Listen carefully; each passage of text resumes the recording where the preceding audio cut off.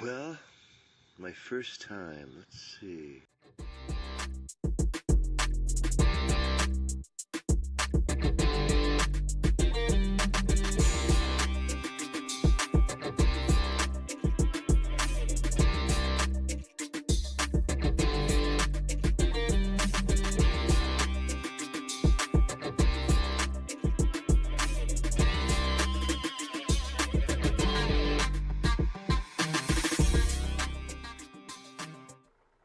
Hey everyone, welcome to the very first episode of Conspiracies, Monsters, and More, the CMM Talk Show. I'm one of your hosts. My name is James. I got Dean and my boy Duke, and we are going to be bringing you some of the craziest conspiracies, monsters, and anything else from the internet right directly for your viewing. This is more of an informational channel, I guess I could say, from our resident historian, who is Duke, and then followed with just shenanigans. We're going to try to keep it light, keep it fun. We would love for everyone. There is going to be an email associated with every single episode in the description. Send us your clips, send us your stories. We'd love to read them on air. And if you want us to use your names, say so. If not, either make one up or tell us not to, and we'll make one up. But yeah, hit that email down there. Send us your stories. We want to hear them. And with that, I guess, boys, how was y'all's 4th of July weekend? Real quick, while we're here. Well, mine was pretty uneventful, to be honest. All right. Well, I mean that's a good thing. I mean, I almost blew myself up twice, so that's a plus. Well, Kansas City, man. So they shot off fireworks from basically dark till about 2:30 in the morning. Yeah, it was America Jesus. here, buddy. Hell yeah! No, my a buddy of mine, we went over to his place with the camper, and yeah, he spent, I don't know how much he spent on fireworks. Man, had to have been like $1,000. There was half his garage was fireworks. So, And I took the kids over to the local shop, let them pick out some shit and whatnot, and we picked out, me and my wife picked out a couple cool ones or whatever, and we were shooting them off, But we shot some off before the city did, and then they did theirs, and then we continued. Hell, I don't know. We went till like midnight, 1 o'clock ourselves. It was a good time. fucking America. Yep. Yeah, my dog, Publius Cornelius Scipio Africanus, Scipio Resort. I love it. He is afraid of fireworks. Now, guns do not bother him, but fireworks, a different story. I don't know how he deciphers between the two, but yeah, he don't do fireworks real well. It's a flashback. See, I had a hound dog that couldn't. I had a hound dog that couldn't decipher it because every time he heard a firework, he thought the hunt was on, and he wouldn't shut the hell up. I ended up having to bring him in the house and put him in a crate. It was kind of a nightmare. I was there, man. I was there. But I guess I know I'm back in Nam, man. Grenada. Anyway, anyway, yeah. For everyone listening, we're not just some like city bumpkins out, trying to make a talk show about, and sound like a bunch of jackasses. We actually kind of want to take what we've learned in the woods and whatnot and apply them to different stories that are around and myths, legends, theories. And just kind of see what we get from looking at them from like a woods person's point of view, if you will. Yeah, we're not. So that's make it clear we're not the weekend hunter that is sitting in a shooting house type all the time. We're, I used to hunt, and I'll give them my area, the Mobile Delta, River Delta, which is areas that you'd have to get to by boat, and very hard hunting, on these big islands and areas that nobody goes to, hog hunting or deer hunting or, things like of that nature.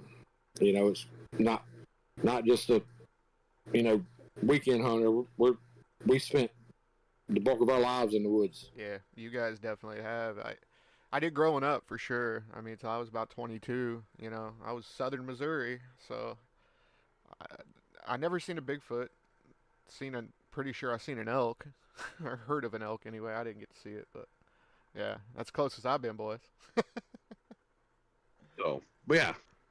Well, I mean, so being around the paranormal world, Well, actually, Dean, why don't you go ahead and give us a little bit of your background and your thoughts on some of this stuff? We haven't gotten to you yet, and then we can give Duke can give his too, because we haven't finished our introduction portion yet. Sure. I keep forgetting, man. First episode, right? So I know, right? A little bit of jitters. We'll get through it. Yeah, we're working through it. But okay, so my background as far as the paranormal and conspiracy thing. So I actually worked with one of the largest paranormal groups in Kansas City. In fact, we started with one other group, started the Paracon here, the largest Paracon, KC Paracon, and I'm still good friends with one of the co-hosts of the Ectoplasm show. That's basically how I met his name is Ron Moorhead, by the way, and he was one of the featured guests, like our first or second year at the Paracon. And I actually got to shake his hand and talk to him a little bit. But I have some background in paranormal investigation. I did that for 2 years. And, I mean, there's theories out here, especially with Bigfoot. You know, I've heard theories. Even Moorhead talks about maybe it's some kind of a quantum, like, type entity, like a shapeshifter. But it's a really interesting read, man. Like, definitely looking to... I'm going to put your Moorhead stuff in there. He's the guy that does the linguistics and stuff, so... I will put all that stuff in the description, but yeah, that's kind of my background. So I do have a little background in the paranormal area, so it's just kind of neat that it crept back in. So, but what about you, Duke? Well, I'm just a outdoorsman. I've from real rural area. Spent all my life pretty much in the woods. Hunting, fishing. When I was little, we played with things like rattlesnakes and stuff like that. And learned real quick what animals were in the woods, and you could decipher what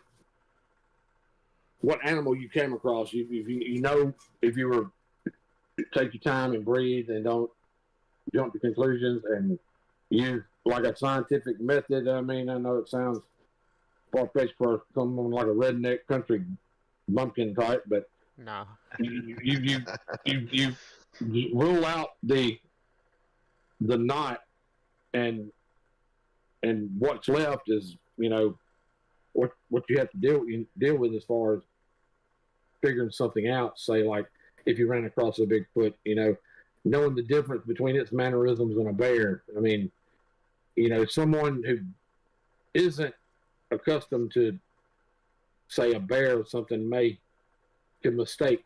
I could see how it could be mistaken. But, some of these people, I believe, because they know the difference. They know, like James, he bear hunts. Yep. Or has bear hunted, and so he knows mannerisms of a bear. And if he ran across something that wasn't a bear, he would know the difference. Well, I mean, you guys live in the woods, to be clear. Both Duke and James do. I mean, they really do. I used to hunt and stuff, but I don't have the background nearly like you guys do. So I just want to make that clear. Anyway, so I guess without further ado, I'll hand things over to, again, our resident historian, Mr. Duke, who is the big sexy man with the southern accent. What's our first one you're bringing us today, Duke? Have y'all ever heard of the incident at the Choctaw Indian Nation in Oklahoma in 1855? No. I have not. I'll go ahead and just tell the story, and then we can go from there. As far as what you think and everything. Anyway, throughout history, the Native American Choctaw were no strangers to war, whether it be against Native American tribes or white men and their government who encroached into their territory. Choctaw history has always been passed down generation to generation orally, whether it's history or folklore. You know, they have a proud warrior tradition and will not back down from anything. Unfortunately, you know, in 1831 and 1833, they were forced to travel the Trail of Tears on the way to Oklahoma, you know, suffering many hardships and tribulations and many dying. And they settled in the area of Oklahoma that's now LaFleur County. And it's funny because that was the chief when the Indian Nation started, Choctaw Indian Nation started in Oklahoma. The chief was Chief LaFleur, and the county area was named after him. Well, in around 1855, they had been there for like 20 years. One of the prominent members of the Choctaw Indian Nation was a Joseph LaFleur, and like I said, the Choctaw Nation had one of the best areas of Oklahoma. They had actual wooded area. They had area to farm, good land, so they were in a pretty decent spot. Well, they had settled down as a peaceful farming type, community. They traded with it, with the Americans that lived nearby and other tribes in the nations, and we're just having a peaceful life. And, things seem to happen when you think everything's peaceful. That's when things go awry, and it did for them. It started where they started having animals go missing. Farmers would have cow go missing, or horse, or whatever, and they started having roving bands just at night, kind of watching, trying to catch these thieves, because it was like thieves were doing it, cattle rustlers or something. Mm-hmm. Well, they go on about doing this, and like I say, when uneventful life can lead to something horrifying, and it does here. And one night the thieves took several livestock one night, and it started raiding every night. Things kept going on, and they tried to get the law, the Indian Nation law, whatever, military to help out, find out, but they wouldn't help them. So the Choctaw took it in their own hands and formed bands. And one night screams were heard. The thieves had targeted the women and children, stealing them, taking them. Choctaw wanted immediate action. No one would help, so they formed a war band. Like I said, they were born of war, so they could go back to it. Well, Joseph LaFleur was the head of this kind of war band to go find out, try and find their loved ones that were being stolen.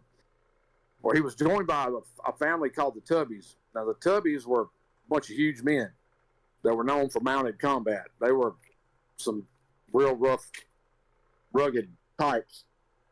And they took out one night into the forest, and they were tracking. They found tracks, found where these thieves were going, so they tracked them way off into the woods, deep in the forest. As they kept going, they came up into this clearing, and when they walked into the clearing, the horses were already acting funny. They weren't wanting to go. You had to kind of force the horses. Well, finally, they had to actually get off the horses to get into this clearing, and right then they could tell something was wrong. You could smells. Something wasn't right.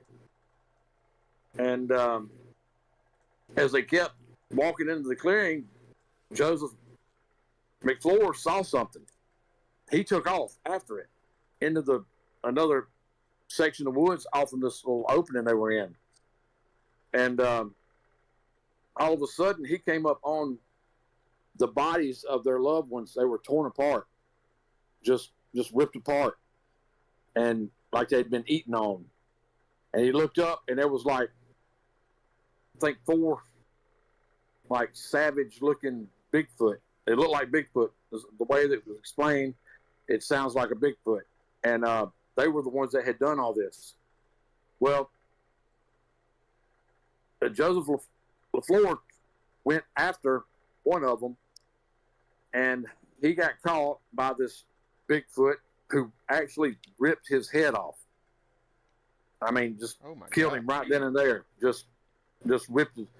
And the beasts were started pounding their chests, like they were getting ready for battle. And LaFleur's horse was killed. He was killed. The Tubbies were shocked to see what they were seeing. The same Bigfoot, like multiple, 4 or 5 of them. And they ended up started shooting into them, and with arrows and guns. And supposedly they killed a couple of them.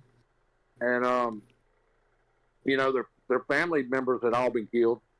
And that's pretty much to this day, the county where this all happened is LaFleur County. And you can go into the Indian registry and pull up the names, the family, the Tubbies. You can pull them up. You can pull up Joseph LaFleur. But there's no written history of this story except it being passed down to the Choctaw Nation. And I've never known of Native Americans to lie about anything. They pretty much, their oral history is their history. It's as good as written down as far as I've ever, came across. I myself am Native partly, and it's just, it's crazy. You hear Bigfoot, but you don't hear many stories like this where they're actual, like, demons, attacking women and children and taking them and ripping them apart. And I just thought that was a heck of a story. And the way the story goes is you pretty much have to draw your own conclusion if you study into this. Like I say, you can pull up the names, the people like Joseph LaFleur. It shows that he died at a certain date around 1855 from beheading, but they don't explain how or why. And there were family members that went missing at that time that they don't explain how or why. And this is the story that was passed down. And that's really, really crazy right there, that be able to draw those links like that. And they said, if I'm correct, real quick, go ahead. Well, if I'm correct, and obviously correct me if I'm wrong, but on a historical sense, that's only 20 years. It was 1830.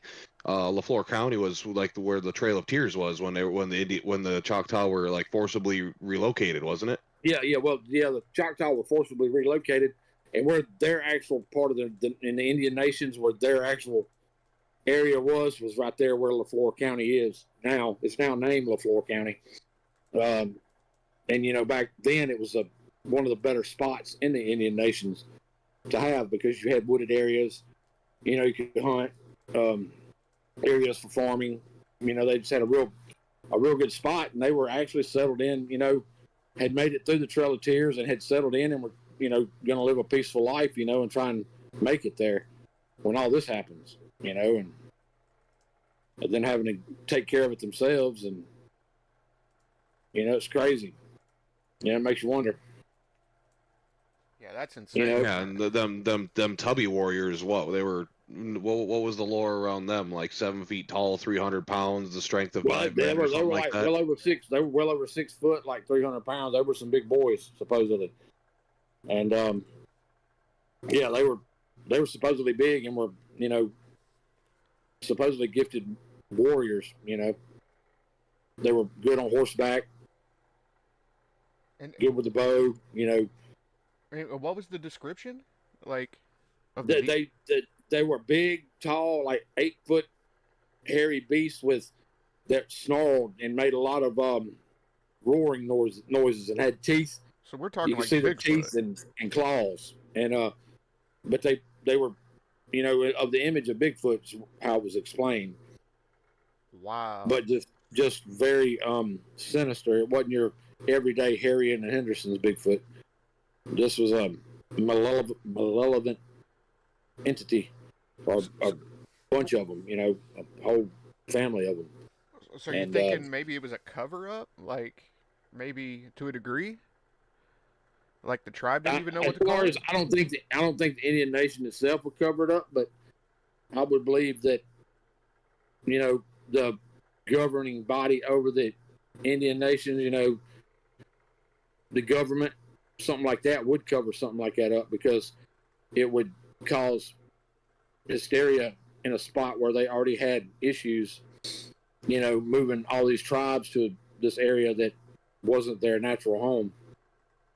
They had a hard enough time dealing with that, and then having this on top of it, I think would have. And and Choctaw were like any other Indian nation, were going to take care of it themselves if nobody was going to help them. If, say, governing body wasn't going to put forth any effort, they were going to do it themselves. And which is pretty much how any tribe would be. Especially when it comes to their family and loved ones. Well, that's incredible. Aren't you? Didn't you say you were part Native as well? Yeah, I'm Park Creek Indian. Dude, that's insane. Well, speaking of that, have you guys ever seen anything that you can't explain, Bigfoot or cryptid-wise? I've seen and heard things that really can't explain. I've heard roaring in the woods, and I know it's not a bear. I know it's not, bobcat. It's not anything of that nature. It's something else. And I've heard like wood knocking, and I've had that feeling of being watched before, and it not, and it be something, it's not like a feeling of a human watching you. It's just something else, Man, like you're in someone's living room and they're watching you. Well, I think it was Kegs. Didn't you have a story? You said you seen something really odd once. James. James, my bad. I'll cut that. That's my real world nickname. No, it's all good. It's all good. You can leave it. Anyway, but yeah, I grew up in a heavily wooded area and whatnot. I'm out in the middle of the boonies, on the opposite end of the country from our wonderful Duke here, and yeah, no, I saw a moose get taken down by something, early high school years for me. So we're going on what 12, 15 years ago or whatever. And to this day I can't identify what it was, even just looking back on it from memory. It wasn't a wolf, it wasn't a mountain lion, it wasn't, obviously it wasn't a coyote or a bobcat or anything I was used to seeing. I mean, it was I don't even know how to necessarily describe it. I mean, it was canid like, not a shit ton of hair. I would call it like a grayish color. It was on 4 legs. I never personally saw it go on 2 legs, so I'm not gonna say it can be like, oh, Michigan Dog Man or Beast of Bray Road type shit or werewolf or whatever. But it was weird. I've never seen anything take a moose down so efficiently, single-handedly. And I've seen packs of wolves take them down because we have that kind of shit going on up here. So it was weird. I haven't, even delving into the cryptids of North America, been able to really find anything where I could be like, yeah, that's kind of like what I saw or whatever. So yeah, I've heard some Native American stories from up around that area about some wolf man type. They, like a skin changer. Yeah, like a shapeshifter. Yeah. The skinwalker. Yeah, it's kind of like that, but it stays more of a It looks kind of like a big wolf. They've explained it where this one guy, young man, was out in the field, out with the cows, and went to the back of the field and looked down there, heard a deer get taken down, and look, he walked down there, looked, and seen this creature over the deer, and this creature looked at him, and was staring him eye to eye, and he took out back to the house to get help.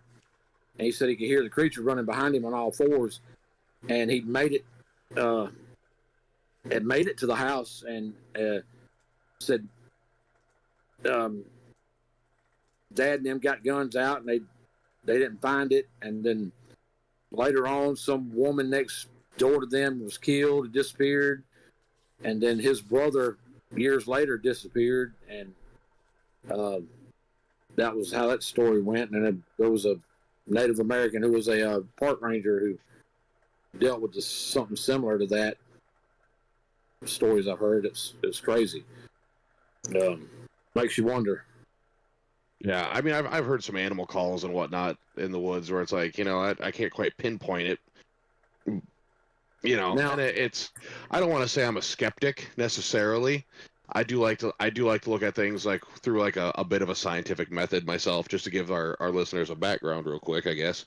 A little bit better introduction of ourselves. Maybe we can go around the table here and all of us can do the same. This being our introductory episode, we'll throw them a bone. So I like hard fact. I like can I see it? Can I smell it? Can I touch it? Can I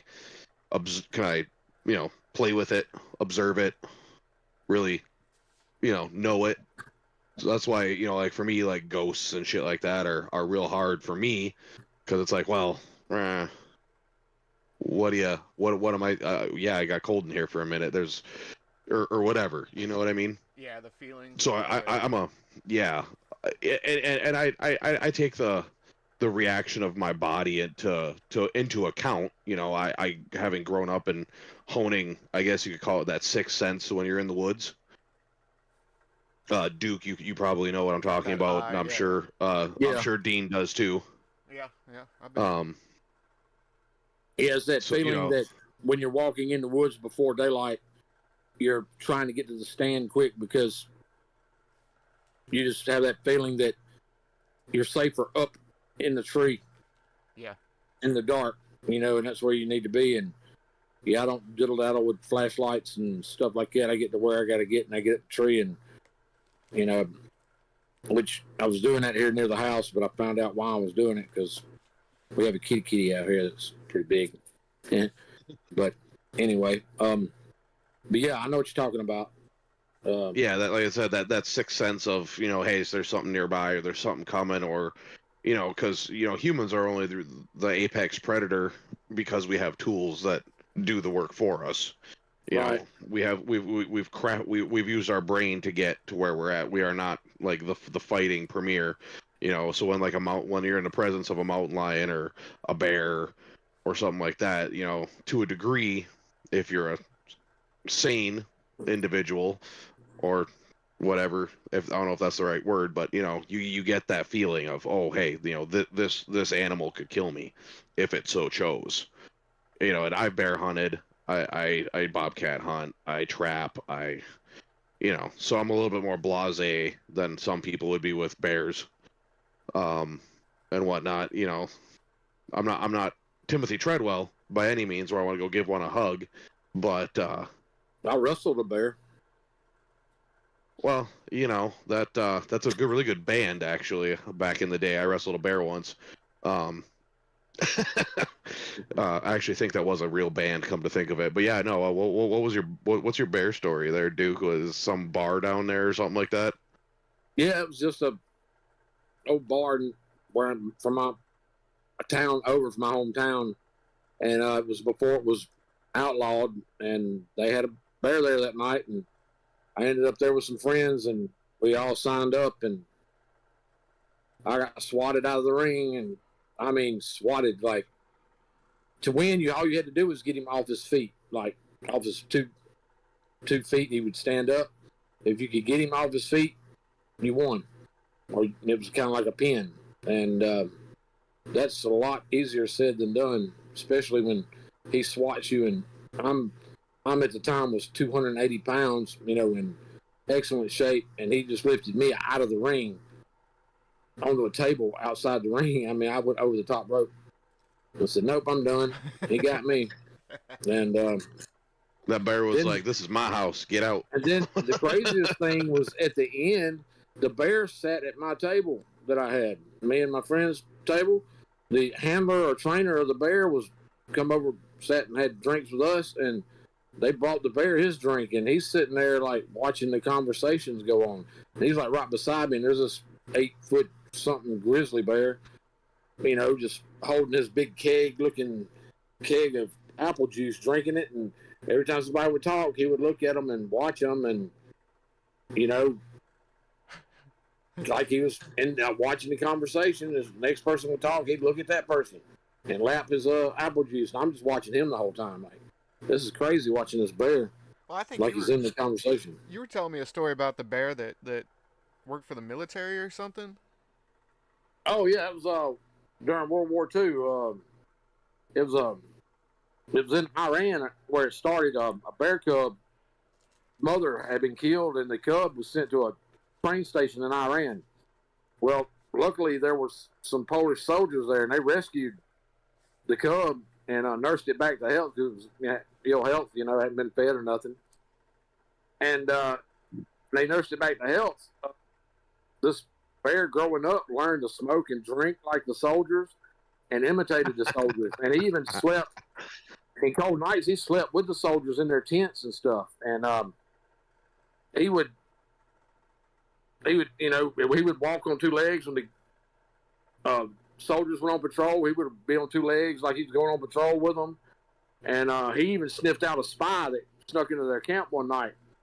And he sniffed him out. And when the spy came face to face with the bear, he screamed and told on himself, you know. They caught him because he was screaming. And, well, the Polish soldiers had to go to Italy for the, you know, invasion of Italy, you know. And the British were transporting them. Well, the British had a rule that you could have no pets on their ship. Well, the Polish soldiers found a loophole that they enlisted the bear into their army as a private. And he was able to go with them. Well, they were at the Battle of Monte Cassino. And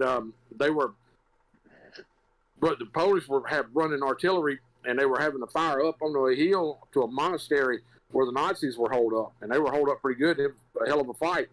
Well, this bear was carrying crates up the hill with gunshots going, bullets flying all around him, you know, explosions. And he was carrying what 4 men would carry, crates of ammunition up to the artillery, back and forth, never stopping. And, you know, what back and he helped. And he was part of the reason why they won the Battle of Monte Cassino. You know, if it wasn't for this bear keeping the artillery with shells, you know, they couldn't have kept the Nazis pinned down enough for the other troops to, you know, get around and kind of cut them off, you know, kind of throw a pincher thing on them, you know, kind of. And it's crazy because the bear was after that was moved. He was given the rank of corporal. So this bear was a corporal after the Battle of Monte Cassino, and then after the war, you know, Poland was gone. So a lot of the Polish went to Scotland, and they put the bear in a zoo in Scotland, and they would visit the bear, you know, all the time. Jump over in his cage, wrestle with him, stay the night with him. And they said till the bear died that every time he heard Polish, the bear would stand up and salute. His name was Wojtek. Wojtek the bear. He was, that's a true story. And he was part of the Polish army. No. Can you imagine being told as like a newer soldier in the army that bear outranks you? Yeah. Dude, that's like seriously. Can you imagine how like I don't want to call it demoralizing for a new recruit or whatever, but like, yeah, that you got to salute to that bear. Absolutely. That bear outranks you. Well, just imagine the shit that bear's seen. Like I talked to Duke about this a little bit. Like, surely that bear knew what he was doing, like to a degree. Knew he was at war. You know, just like the bear sat there and followed the conversation. The reason I asked all that is because do you think bears are possibly part of the Native American thing? Maybe it was just like a really smart bear that, I mean, you would think you could be able to tell a bear, but you know. I don't personally, just, you know, I got friends that are Native and heavily so, and, you know, deeply ingrained with all the lore and the culture and whatnot. And I don't feel that anyone who is that in touch with nature and the natural world could mistake a bear for an 8-foot tall Bigfoot, especially when there's no grizzlies in Oklahoma. Right. You know what I Yeah, mean? I'm- Like was it the southeast corner, I think, of Oklahoma has black bear? Yeah. Has black Yeah. bear, but you're talking a 5-6 foot tall bear. Yeah. You know, through 300, 400, 500 pounds is huge down there. They don't get as big as they do up here. You know, and even here, that's a big bear. You know, I think the state. Well, I know the state record on the state next door in Wisconsin was broken. I think it was 2 years ago. I want to say by a young girl and her dad out on her first bear hunt, and she got what the heck was it, 789-pound black bear. Wow. He was like almost 7 foot. He was a big boy. I mean, like they had a tractor with its ass end bobbling off the ground, and it wasn't a huge tractor, but it was still a good sized tractor. And like I said, the ass end was bobbling off the ground when they were lifting it up for the picture. And bears, don't work in groups. Really, there may be a family that some cubs that have grown up, maybe with a mom or something, but your males are pretty much rovers. They're fairly solitary. I mean, they are more. They group up more than previously thought. I mean, I did speak with a DNR officer who was doing I think they were doing a moose count up in the helicopter, and they flew over an area that was really wide open swamp grass and whatnot, and I think it's like 80% of a bear's diet, 88% or whatever, 86% is swamp grass and whatnot, vegetation. Yeah. And there was he's like, I would expect to see maybe 3-4 bears in there. He goes, I quit counting after 12. He goes, and that was about half of this big. It was a big field. He goes, there had to have been at least 20 bears in this field just munching on swamp grass. So they are more willing to, and I think it's a black bear thing versus like the grizzlies, because they really don't intermingle. But I feel like the black bear does have a little bit more of a social acceptance to it. Personally, that's just my own conclusion I'm drawing from information I've gathered up here. I'm not saying that applies to other parts of the country necessarily, but And from my experience with black bears, they're kind of a timid. They don't, they may come check out your homestead and maybe take a chicken or something like that, but they don't some go bird after seed. Yeah, they don't go after 1,500-pound steers and stuff like that. Usually that's usually not their target food source. It's more of a something smaller. They're smart. I will say that they probably have the cunning to do something similar to that if they chose to, but I don't think so Native Americans, I don't think there's Yep. They're really good hunters and warriors, right? So they would know the difference between a bear. If we go back to the Oklahoma story here, absolutely, especially the Choctaw, because they were a militarized tribe. They were known for their military prowess. Well, maybe Duke can answer. Like, so in your tribe, like, do you know of any lore inside of your ancestors? Stories like that. Is there any? I mean, there's certain stories I've vague stories I've heard that I can't remember the exact name of it. I'll have to study into that, but I remember hearing stories of something of a some type of like a skunk ape that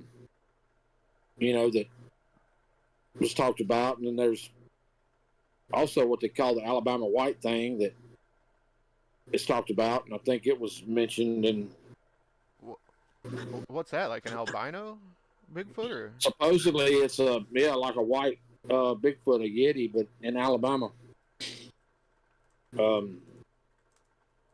That's something we'll have to later on down the road. We'll delve into that one and see what we can come up with. And, and what's interesting on Bigfoot is if you take and break it down.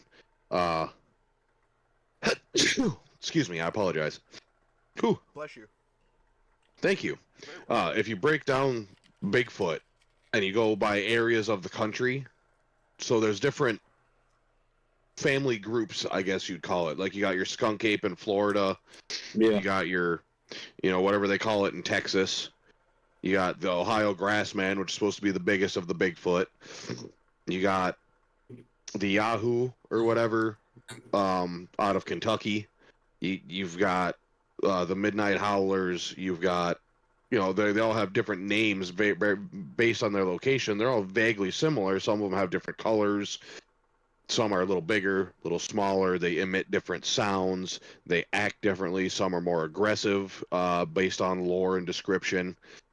My personal favorite story is the one from the Sierra Nevada, the camp there. Well, dude, where they were like throwing rocks at them and stuff, and they have a really interesting audio recording that's been studied I don't know how many times of what sounds like language, but according to an audio expert, a very renowned one apparently, I'll have to dig into that to find out how I might have met him, how vetted that is, but was said that the lung capacity required for this, the vocal capacity required is out of the range of like 99% of humans. Yes, he goes. Go ahead. Go ahead, bud. Sorry. I was going to say, I think he actually came to one of our paranormal conferences. Was he a retired Navy linguistics specialist? I do believe so, yes. Yeah, I think I've met the man, actually. That's crazy that you bring that up. Go ahead and keep explaining that, though. Basically, you were saying that... Yeah. So there's an audio recording of it, and maybe we can find a splice of it to input somewhere in here. Yeah. But yeah, it's saying that no human can replicate this language, quote unquote, and it's really weird sounding. Well, I've listened to it a couple times and trying to like figure it out, and like it makes the hair on your neck kind of stand up a little bit. It's kind of it's weird. Well, I'll tell you what. I'll play it for him right now.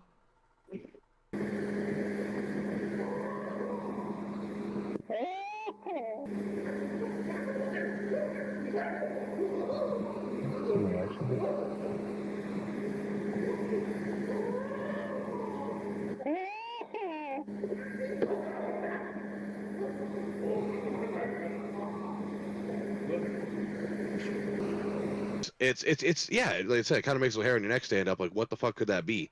And the fact that the ranges and the,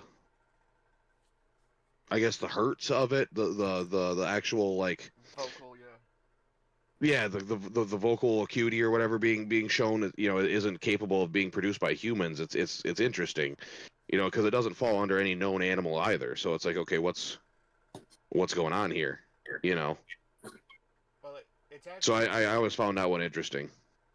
Well, and I'll have to look up the guy's name. I know, I think it was like Robert Pyle was one of the first ones, but the guy that I met, I'll have to find his name and I'll put it in here as well.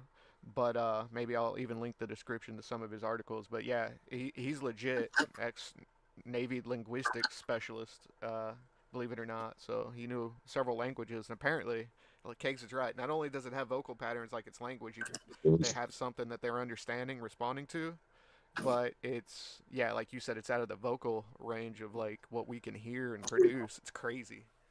There's got to be something out there. Well, it's like around here where I live. There's an acquaintance of mine up the road from me has been seeing something big that's white that walks on two legs. And I said something about the Alabama white thing. Well, he knows nothing about that. He doesn't know anything about this. So he can't be making it up from that Alabama white thing story. And he started seeing it after across the interstate. There's just thousands of acres of woods that nobody really does anything with until this big motor trail, like motocross and mud bogging thing, took it over, and they have went through them thousands of acres of woods and have made trails. And that's when my buddy started seeing this white thing, was when that went up across the interstate. And makes me wonder if something was pushed out of them woods back towards civilization. And that's something I'll have to check out one day. Oh, that reminds me. You mentioned. Did you know that the FBI actually has been investigating Bigfoot since the 50s, allegedly? No, I Really? didn't know that. I didn't know that. Yeah, and I guess recently, it was like 2019, they released some documents, but basically they they took some DNA testing for my hair and a bunch of shit. Yeah, and since the 50s, and they just now released some reports like in 2019. I just thought that was crazy interesting. I mean, come on. There's something out there. That's crazy. Well, and that was actually it might have been the Sierra Nevada as well, since we're still on Bigfoot. Obviously, it's kind of a good first episode for us. They were doing some training up on. I think actually it might have just been Pacific Northwest in general. But there was a army platoon that was out doing survival training, and they ran into a group of what they assumed were other soldiers, also running dark like they were, but they didn't behave like soldiers did, because they gave a laser communication, like almost like Morse code, and they didn't respond. So they were like, "Well, what is this now?" So they held tight, and they were listening, and they're like, "This isn't people. What the fuck are we looking at?" And then they as they were going to move in to investigate, they all ran off. Well, they got back to their base command after I think it was like a week and a half in the wilderness for their survival training, and they mentioned it, and they were brought direct to the base commander's office, and were told, like, "You guys shut the fuck up about this." Dude, that's And that was the end of it. And they were sent back out the door, like, "You guys don't mention this. Don't ever talk about it. Don't nothing." Which I thought was really interesting. Yeah, I know of a story. The other day I was watching a story from a guy, and this guy was over in Louisiana, the place where his buddy hunts. They went over hunting, kind of like down in the bayou, kind of, and it's the area they hunted. Part of it you had to get to it by boat, and his buddy said that there was Bigfoot in there where they were hunting, and he was like, "Nah, whatever, they didn't really believe in it." And he said he seen something. Then they went back in there, were walking in there together, and you hear a bunch of stuff in front of them in the woods. You hear rustling and wood knocking, and different noises, and they heard the boat being drugged behind them, and decided they needed to get out of there. And then, like I said, they ended up going back to the little boat they were in, and like a John boat, and the boat had been drug up onto the dry land. It wasn't like tied off or nothing anymore. It was like drug up on dry land, and it rummaged through, and things that and so they felt like they were surrounded by like bunches of them, and they ended up getting out of there. And this was not too long ago. Really? well. I mean, so being around the paranormal world, so know the land. They don't know the difference. Come on. If it was a bear attack, they would have put bear attack, for example. Yeah, You know what I and mean? they don't embellish. They don't lie. Pass down stories may exaggerate or embellish a little bit, but it's based on truth. It's they don't just come up with fiction. And there's a ton of cave paintings, right? There's cave paintings of Bigfoot everywhere. Yeah. Yeah. Well, I mean, all throughout the world, you have different areas. The Yeti. To me, it's too common around the world, especially back then. For it not to be something to it. Right. Well, and for the skeptics out there, like Michael Shermer, those types, they want to talk about how it's some kind of a psychological bias or inherent fear from when we were basically cavemen, and I can understand that argument to a degree, but there's just like, I mean, if the FBI is investigating them, it's, there's something. I'm just I Yeah, don't know. yeah. Well, another thing is there's things out there you can't explain. I haven't seen Bigfoot per se, but I have been in a tracking situation where I'm on my hands and knees in a briar thicket and coming to this little opening in the briar thicket, and I'm face to face with the only thing I can tell you it looked like was King Julian from the Penguins of Madagascar. Yeah. Okay. I come face to face with this thing standing up with a long tail and this big eyes staring me eye to eye. And I backed smooth up out of that thicket and told him we're going around and said we can find blood. And you found a chupacabra. I'm not going back in there with what I call a catamount. I'm not going back in there with him. And he had me, he had the drop on me. That's insane. Well, and for people who don't know, you're usually running around in a leaf suit too, so. Yeah, I've been mistaken for Bigfoot.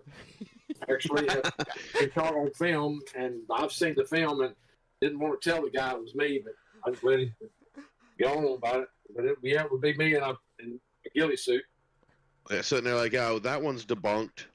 We're good. Next. I may have a picture of you in a ghillie suit. I might flash that up actually.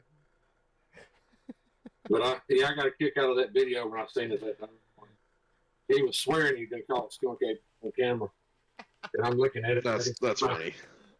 It totally was. It was totally Bigfoot. Well, and you're a big boy too, aren't you? You're like 6'4" or something, 6'5".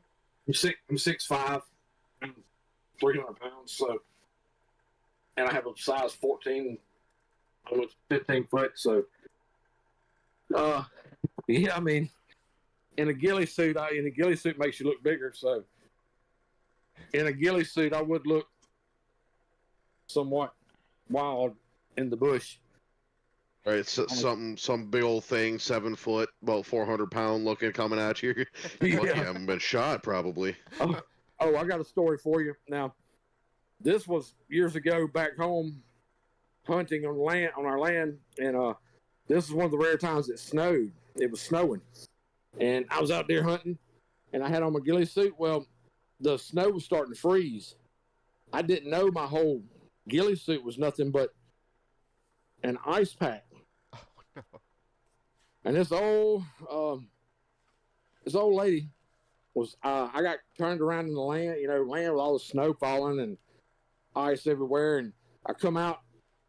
I had been stalk hunting, and I come out into this opening, and it was this backyard of this nice old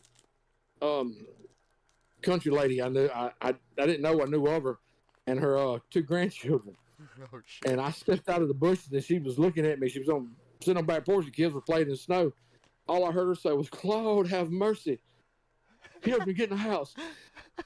There's a thing right there." And they all ran in the house and locked the door. And I'm like, looking around like, what did she see? And I didn't realize when I got back to the truck, my dad was there, and he's laughing like, "Hey, you're a wild-looking sight." And I looked could see in the glass of the truck, I was all covered. Even my mask and stuff had ice hanging on it. And I looked like a Bigfoot then with ice. Big old Yeti. I guess it'd be good. Big old Yeti. It's just a Claude, have mercy. Get in the house. You doing the crip walk or something? No, I was a Bigfoot with a gun. Oh no, he knows weapons. Oh man, that's fantastic. Oh man, freaking. So, but yeah, for everyone listening, we're not just some like city bumpkins out, trying to make a talk show about, and sound like a bunch of jackasses. We actually kind of want to take what we've learned in the woods and whatnot and apply them to different stories that are around and myths, legends, theories, and just kind of see what we get from looking at them from like a woods person's point of view, if you will. Yeah, we're not. So that's make it clear we're not the weekend hunter that is sitting in a shooting house type all the time. We're, I used to hunt, and I'll give them my area, the Mobile Delta, River Delta, which is areas that you'd have to get to by boat, and very hard hunting. on these big islands and areas that nobody goes to, you know, hog hunting or deer hunting or, you know, things like of that nature. You know, it's not just a, you know, weekend hunter. We spent the bulk of our lives in the woods. Yeah, you guys definitely have. I did growing up for sure. I mean, until I was about 22. You know, I was Southern Missouri, so I never seen a Bigfoot. Pretty sure I seen an elk, or heard of an elk anyway. I didn't get to see it, but yeah, that's close as I've been, boys. So, but yeah, again, before we shut this first episode down, this has been fun, been interesting. Again, Duke is a wonderful historian with excellent research. Please, everyone, hit the like, hit the subscribe, hit the noti bell. Helps us out a ton. Also, jump in that email, send us your stories. We can't wait to go over what you guys send us next time on CMM Talk Show.